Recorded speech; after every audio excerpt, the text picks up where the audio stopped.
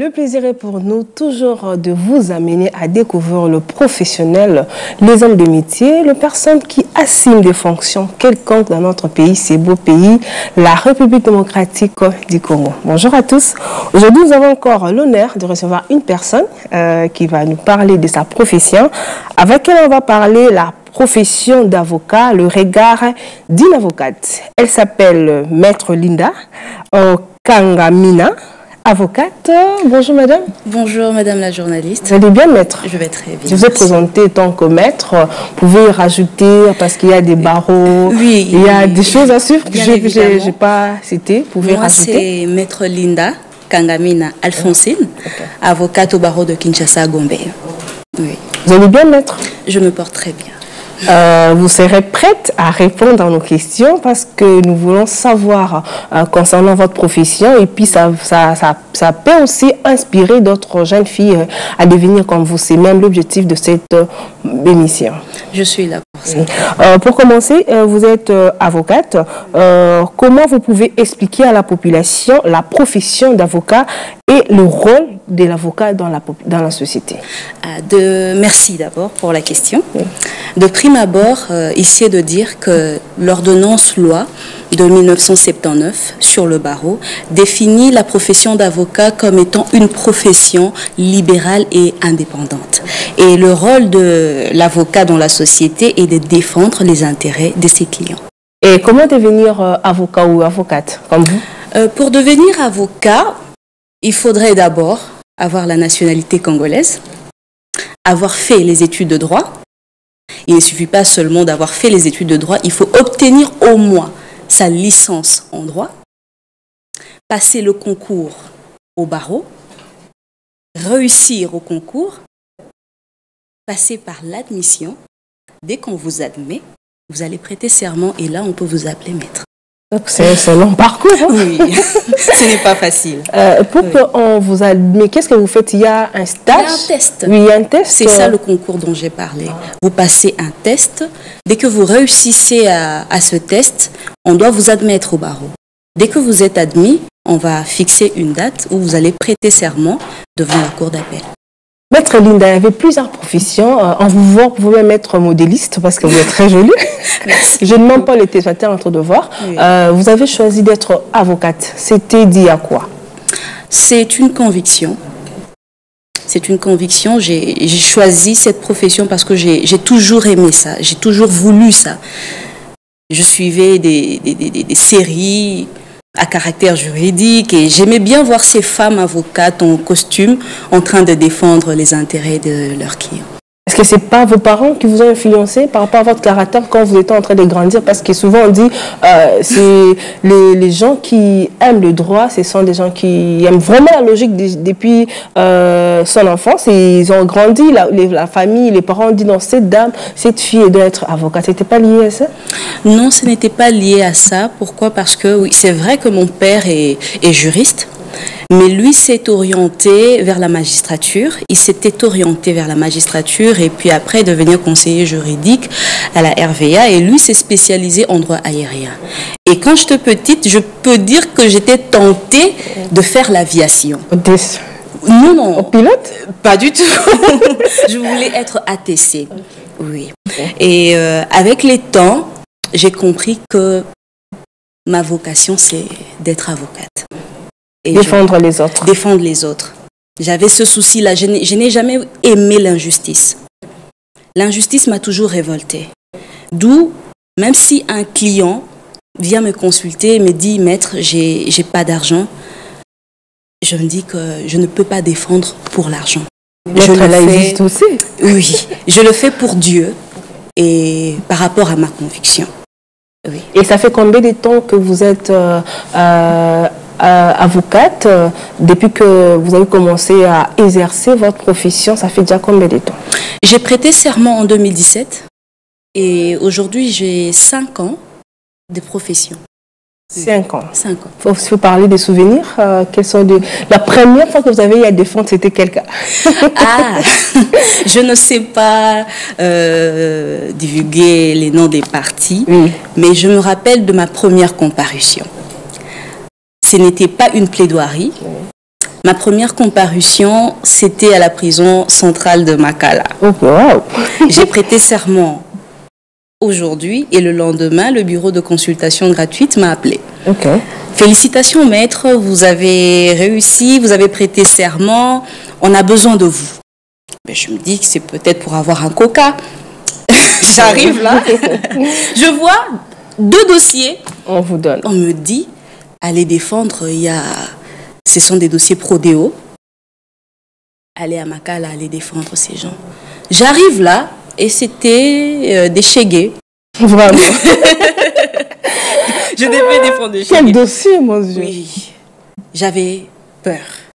J'avais peur et j'expliquais au juge que j'ai prêté serment hier. Comment je fais? Comment vous mettre dans ces dossiers? Comment je fais? Ils m'ont dit, jette-toi dans l'eau, nous te laissons 30 minutes de préparation.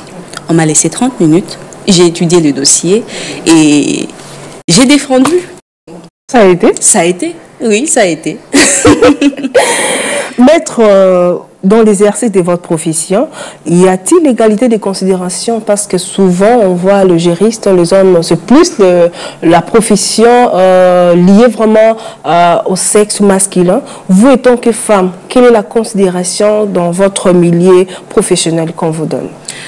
Bon, généralement, lorsque les hommes nous voient au prétoire, on ne nous donne pas le bénéfice de l'intelligence. Okay. Nous devons le prouver. Non seulement vous êtes femme, et puis vous êtes jeune. C'est ça. Face à ces hommes qui sont d'abord hommes et âgés, il y a un petit mépris. Vous vous sentez méprisé, pas encore accepté. Et lorsque vous prenez la parole, vous défendez votre client, c'est là que les aînés et les hommes viendront vous dire félicitations confrère. Et ça vous fait quand vous vous appelez ça. confrère, ça fait plaisir. Oui. Que vous avez quand même honoré votre genre et vous avez honoré la toge que vous portez. Quand vous partez lors des comparaisons, on dit ça comme ça, si on vous appelle maître, votre client est là, maître Linda, qu'est-ce que ça vous fait quand on vous donne cette considération, quand on croit en vous? Parce qu'il faut d'abord que le client puisse croire en vous. Ça vous fait comment? Lorsque le client croit en nous, c'est très bien. Mais en tant qu'avocate, on peut bien croire en moi, mais j'ai aussi le droit de refuser un dossier. Okay. C'est la liberté que j'ai. D'où, lorsque j'ai défini c'est quoi la profession, nous avons dit que la profession, elle est libérale et indépendante. J'ai cette liberté d'accepter un dossier et de refuser, peu importe la considération que vous me donnez. Maître, c'est le cas que vous réussissez. Je vais donner un exemple. Il y a une personne qui vient vous voir. Déjà, en lisant les dossiers, vous voyez que c'est vraiment celui qui est fautif, comme vous devez défendre la personne. Est-ce que vous avez vraiment le droit froid ou bien les yeux froids de lui dire la vérité? Non, malgré je vais vous défendre, mais là, vous n'allez pas réussir. Ça vous arrive aussi de dire ça? Moi, je le dis directement. Okay. On m'explique le dossier et lorsque je vois que mon client a tort, je lui dirai, voici, à ce niveau, vous n'avez pas eu raison. Voici comment nous pouvons régler le problème. Et d'où je donnerai mes orientations et ça, je le ferai par avis juridique écrit. Ah, ok. Plusieurs personnes rencontrent déjà, on vous voit, vous êtes très jolie. Ok, les femmes avocates ont moins de chances. Mariage vis-à-vis leur comportement, vis-à-vis la façon de voir des choses, trop logique. Vous voyez que les hommes ont peur, vous voyez, les hommes n'aiment pas que les femmes qui réfléchissent. Ça vous arrive aussi? Oui, je suis victime de ça, je peux dire que je suis victime. Vraiment. Oui. Les femmes avocates sont victimes de ça.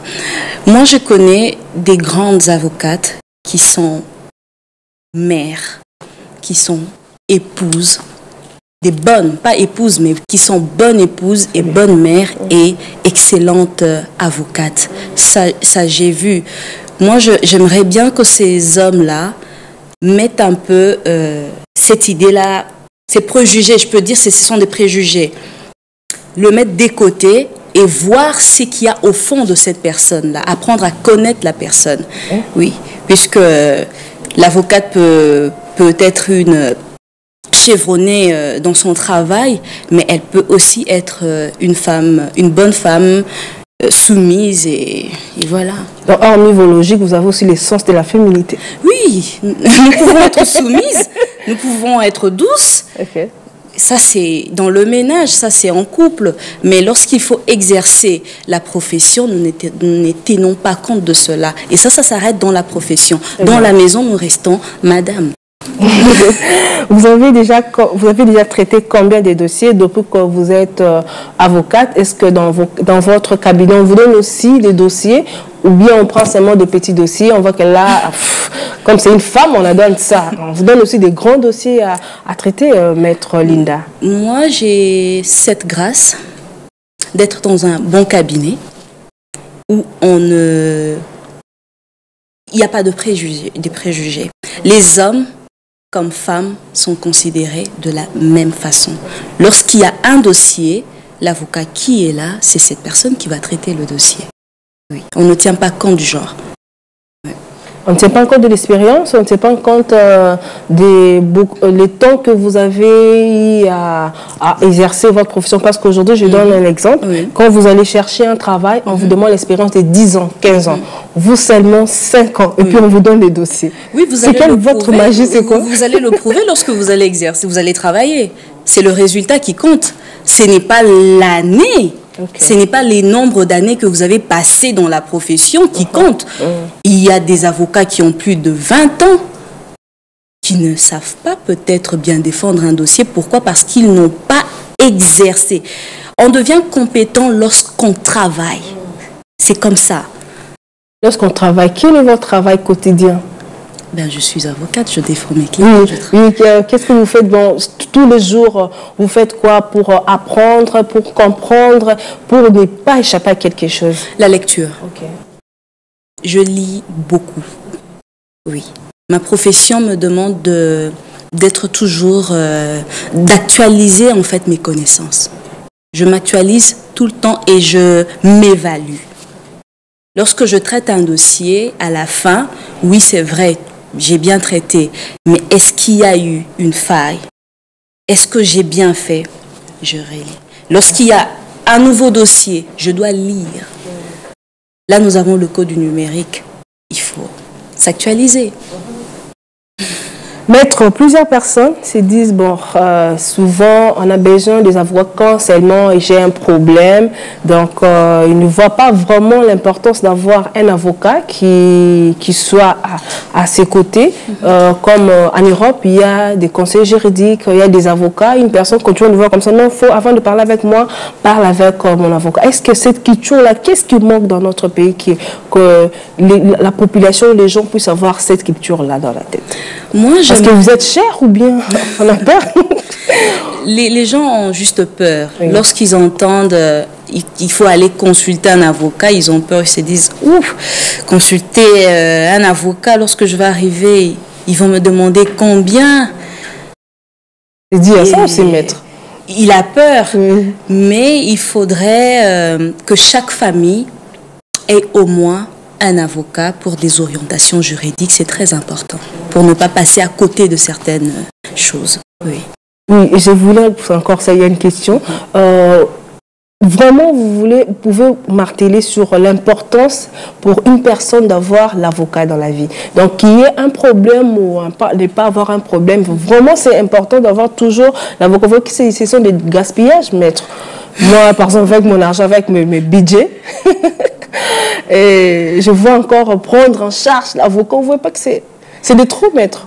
Bon, ça ne peut pas être de trop. Vous pouvez toujours discuter, proposer à l'avocat, lui dire que j'ai besoin d'une assistance. Qu'il y ait un problème ou pas. Qu'il y ait un problème ou pas, j'aimerais bien que vous m'accompagniez dans tout ce qui peut arriver dans ma vie. Maître, cette question, c'est obligeant, on pose ça dans cette émission. Oui. Comment vous arrivez à gagner de l'argent? Dans votre profession? Dans ma profession, pour gagner de l'argent, il faudrait beaucoup plus avoir des abonnements. Oui.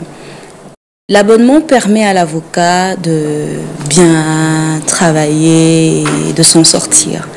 Oui, l'abonnement facilite cela et lorsque vous n'avez pas assez de dossiers, vous n'aurez pas d'argent.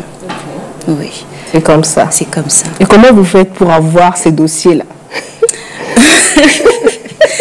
Bon, moi j'ai de la chance. Hein. Je ne vais pas parler d'autres avocats. Moi j'ai cette chance. Partout où je me présente, j'ai toujours des nouveaux clients qui me consultent et me demandent de suivre leur dossier. Et c'est par rapport à votre expérience, par rapport à ce que vous donnez et qui fait que vous ayez toujours... Ce n'est pas seulement à cause de mon expérience. C'est le fait juste que je me présente quelque part et qu'on entende quelqu'un m'appeler maître. Oui. Et du coup, il y a quelqu'un qui va se lever, me donner la carte et me dire, s'il vous plaît, maître, c'est pas pour me dire que vous êtes jolie, non. Oui. C'est pour me dire que non, maître, voici ma carte. Cerveau, oui. J'ai besoin de vos services. Maître, nous voulons savoir, parce que nous sommes avec vous, il y a une différence entre un conseiller juridique et maître avocate. Et magistrat aussi, c'est quoi la différence? Un conseiller juridique, nous le retrouvons dans les entreprises. Et un avocat, c'est celui qui va devant le prétoire, il va plaider. C'est ça un avocat, il va plaider pour le compte de ses clients. Il est debout en train de présenter les moyens de défense pour son client. Et les juges sont le magistrat. Les magistrats, il y a une différence. Nous avons les magistrats debout et les magistrats assis. Okay. Alors, les magistrats debout, c'est celui-là qu'on appelle souvent procureur, magistrat du parquet. Et les magistrats assis, ce sont ceux-là, les juges, qui siègent souvent à 3 et vous écoutent. Mais la plupart des avocats aiment trop postuler à devenir le magistrat. C'est dit à quoi? Parce que chez vous, il n'y a pas, par exemple, un avocat, il a fini ses études, il a fait tout ce que vous avez dit comme critères, il a suivi toutes les étapes. Mais pour avoir des dossiers, c'est compliqué. Il s'est dit, bon, je vais postuler à devenir magistrat. Est-ce que tout avocat a droit à devenir avocat? Ou bien il y a encore un autre critère qui fait que un avocat ou bien une avocate devienne magistrat? Oui, il faut passer le concours lorsque vous avez moins de 5 ans de profession en tant qu'avocat. Il faut passer le concours et lorsque vous avez plus de 5 ans de profession, comme vous, comme moi, vous allez postuler en magistrature. Vous pouvez déposer. Moi, je ne peux pas postuler à la magistrature puisque j'aime le caractère libéral de ma profession. Je n'aime pas dépendre d'une hiérarchie. Les magistrats dépendent d'une hiérarchie et ils sont payés par l'État. Moi, je ne préfère pas ça. J'ai choisi cette indépendance, j'ai choisi cette libéralité. Maître, une jeune fille qui vous regarde et dit « Waouh, c'est Maître Linda, vraiment m'a convaincue, je vais devenir comme elle, je suis encore étudiante. » Quel serait votre conseil? Je l'encouragerais à emprunter ce chemin, puisque la profession d'avocat est une profession très noble. Très noble. Moi, la profession m'a ouvert beaucoup de portes. Si je suis ce que je suis aujourd'hui, c'est grâce à ma profession. Très bien. Oui. J'encouragerais vraiment cette jeune étudiante d'emprunter ce chemin et de ne pas oublier que ce n'est pas un chemin facile. C'est un chemin qui demande beaucoup de lecture, de patience, puisqu'elle ne pense pas qu'elle va arriver et puis gagner de l'argent directement. Un avocat peut faire 15 ans de profession sans gagner beaucoup d'argent, mais il suffit qu'il ait un seul dossier pour devenir très riche. La vie va changer. Il faut qu'il y ait seulement qu'il soit patient. Oui. La patience, la lecture. Voilà. La patience et la lecture. C'est ça votre clé? Oui, la patience et la lecture. Maître Linda, je pense que M. Taleb aussi. Il est en train de basculer déjà vos images qui montrent que vous êtes avocate, c'est les images qui prouvent aussi, malgré que vous êtes en robe aujourd'hui, mais vous portez la toge. La toge, c'est devant le prétoire. Et quels sont vos projets d'avenir? Parce que vous avez dit que vous voulez être indépendante, vous ne voulez pas dépendre d'une personne, d'une hiérarchie. Quels sont vos projets d'avenir? Pourquoi pas avoir mon propre cabinet? Oui. C'est possible? C'est possible. Ça va beaucoup de moyens, mais c'est pas ça. Non, c'est la volonté. C'est une question d'y mettre de la volonté et vous allez réaliser vos rêves. Oui. Donc, je retiens de vous la volonté, beaucoup lire et la patience. Oui, la patience, le dévouement. Oui. Je vois aujourd'hui beaucoup des avocats postillent. Vous n'allez pas postuler? Non, je ne postule pas. Aujourd'hui, je vois beaucoup d'avocats comme le maître Christophe Kadiada. Oui. Donc, j'ai vu qu'il a postulé. Qu'est-ce que vous pouvez dire par rapport au terme des convénients liés à votre profession? Comment les gens vous regardent? Comment la famille vous regarde? Ça ne vous décourage pas? Dans ma profession, il n'y a pas d'inconvénient. Oui, il n'y a pas d'inconvénient dans la profession d'avocat? Non. Okay. Il n'y a que des avantages. Mais il y a beaucoup de risques. Hein. Par exemple, vous avez à traiter un dossier où vous avez fait en sorte que la personne, d'autres, comme on dit, la partie, soit condamnée. Soit condamnée. Oui. Et on vous dit, cette dame-là, je dois la prouver. Ça vous est jamais arrivé? Ça m'est déjà arrivé une fois. Oui. Mais nous sommes dans un état de droit. D'accord. Moi, je fais mon travail. Okay. Et lorsque la partie lésée pense qu'il doit me rendre de compte, ça ne vous fait pas permettre. Non. La justice fera son travail. Okay. Moi, je me remets entre les mains de la justice. Je ne me ferai pas justice à moi-même. Lorsque quelqu'un veut me faire du mal parce que j'ai bien fait mon travail, il s'en prendra à la justice. Donc vous êtes fier de vous-même? Moi, je suis fière de moi. Et sûre de vous-même? Oui. Et les gens qui disent que les femmes avocates sont trop fières pour l'aborder, c'est compliqué. C'est lié à quoi votre fierté, la maître? Bon, la fierté, c'est parce que nous exerçons d'abord une profession noble. Bon. Et lorsque vous venez aborder une avocate, mais il faut savoir comment s'exprimer. Vous n'allez pas vous exprimer n'importe comment. Je pense que nous sommes arrivés, nous tendons déjà à la fin de cette belle émission. Nous avons le plaisir de recevoir pour la première fois dans cette émission Ma Profession. C'est l'honneur aussi de recevoir une dame, avocate, qui vient parler de son expérience, donner aussi l'âge d'autres jeunes filles qui vous regardent à la maison, le goût de devenir comme vous.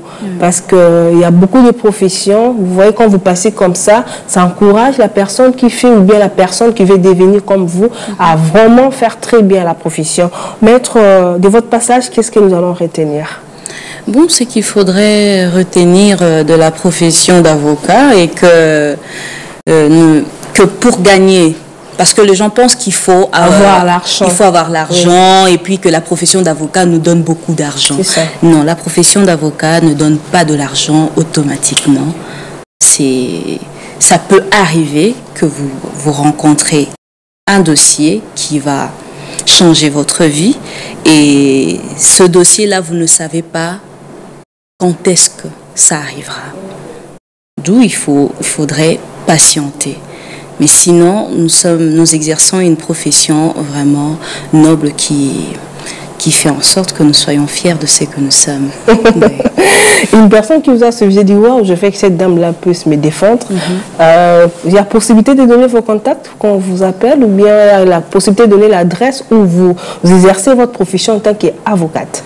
Mon numéro n'est pas un problème, puisqu'on le retrouve même dans les annuaires. Oui. Mon numéro est le 081 733 19 34. Vous pouvez répondre, s'il vous plaît? 081 733 19 34. Déjà, quand on vous appelle, on aura toutes les informations, comment commencer avec l'avocate.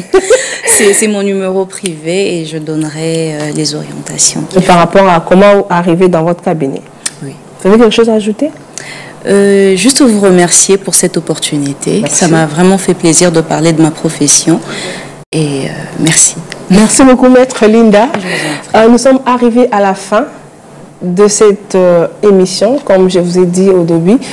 Nous sommes là pour promouvoir le professionnel, vous amener à découvrir les personnes qui assument très bien leurs fonctions, les personnes qui exercent bien leur métier.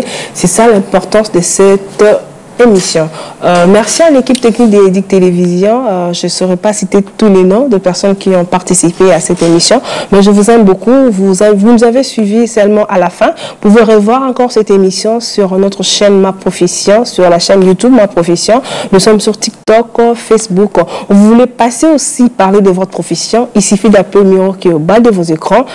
L'équipe sera là pour vous recevoir et vous allez nous parler de votre expérience, de ce que vous connaissez. Comme je dis souvent, comme Madame Micheline me dit, Hélène, il faut changer les annonces. Vous et moi, on se retrouve très prochainement, mais à très bientôt. Merci.